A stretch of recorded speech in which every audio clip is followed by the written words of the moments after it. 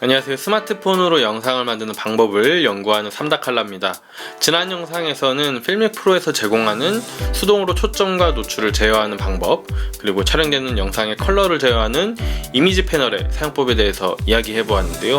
오늘은 지난 시간에 이어서 노출과 초점을 좀 더 프로페셔널하게 설정하는 데 도움이 되는 라이브 어널리틱스 기능, 그리고 촬영되는 영상과 기기의 현재 상태를 실시간으로 모니터링할 수 있게 해주는 타임코드 메덜리언 메뉴의 사용법, 그리고 마지막으로 가장 중요한 설정 메뉴의 사용법에 대해서 이야기해 보도록 하겠습니다.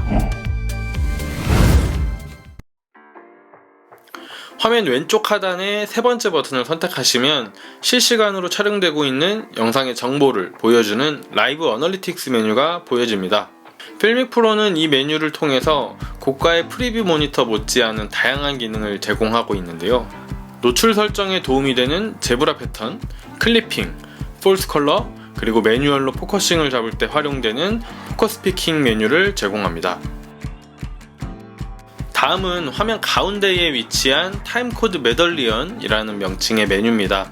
이 메뉴는 프로페셔널한 영역에서 주로 사용되는 강력한 모니터링 기능을 포함하고 있는데요.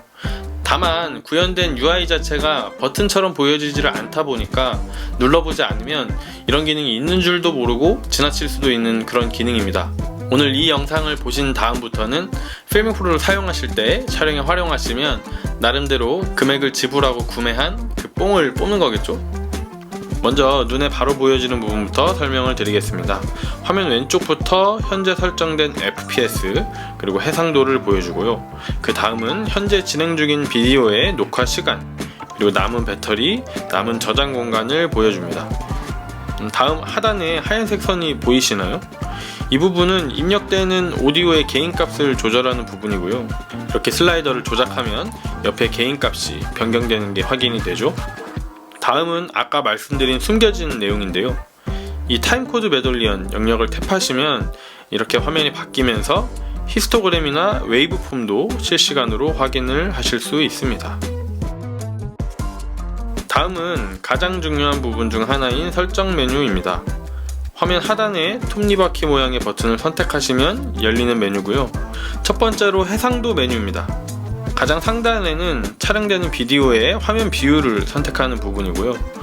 기본 비율인 16:9가 아닌 나머지 비율을 선택하시면 그 바로 밑에 있는 소스를 잘라내어 덮어쓰기 버튼이 활성화되는데 별건 아니고 미리 보기에 표시되는 영역을 잘라서 보여줄지 아니면 전체를 다 보여줄지를 설정하는 기능입니다. 그리고 밑에 해상도를 선택하는 부분이고요. 가장 높은 4K부터 SD까지 다양한 해상도를 지원하니까 필요에 따라서 선택하면 되겠습니다. 다음 부분은 비트레이트를 설정하는 부분이고요.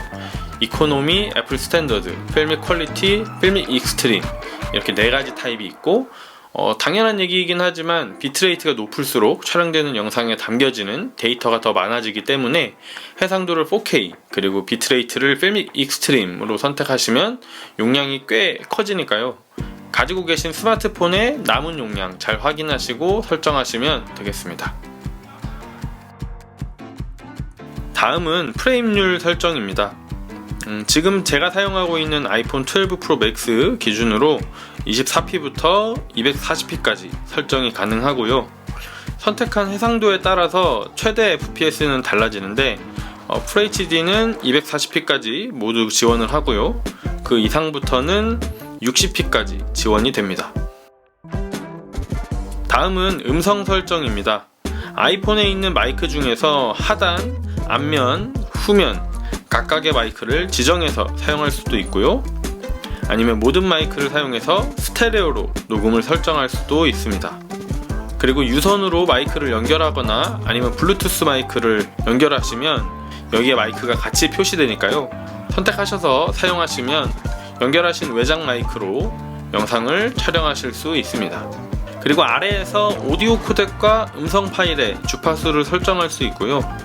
블루투스 마이크 연결 여부, 오디오를 제외하고 영상만 녹화되도록, 그리고 자동 개인 조정 여부를 설정할 수도 있습니다. 다음은 기기 설정입니다.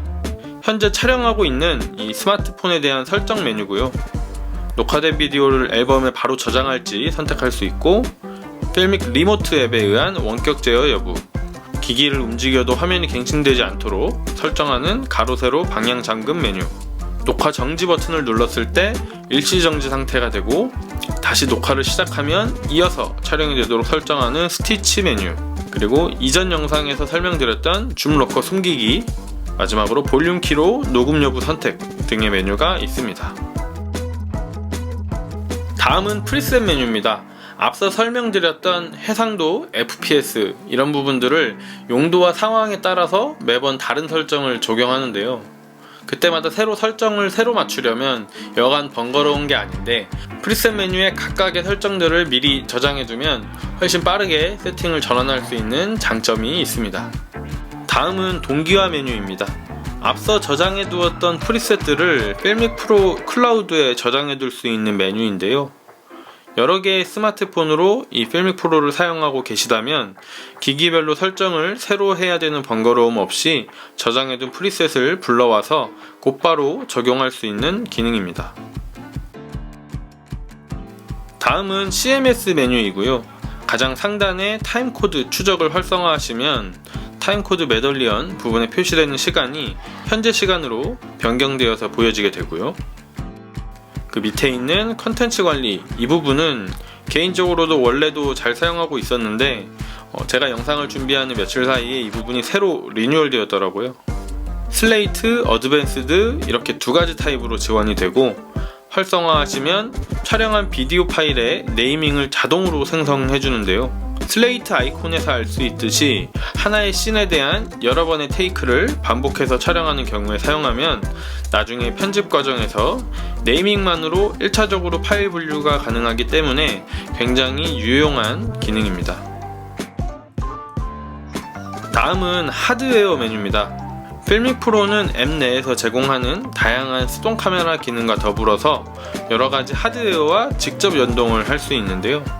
외부에서 실시간 모니터링이 가능하도록 해주는 클린 HDMI 아웃풋 메뉴, 그리고 오즈모 모바일, 지온 스무스4, 모비 시네마 로봇 같은 서드파티 짐벌과의 직접 연동, 그리고 스마트폰에 장착해서 사용하는 아나모픽 렌즈와의 연동 여부, 마지막으로 스마트폰에 DSLR 렌즈를 장착할 때 사용되는 35mm 어댑터 연동 여부를 설정할 수 있습니다. 다음은 안정화 메뉴입니다. 흔히 말하는 손떨방 메뉴이고요.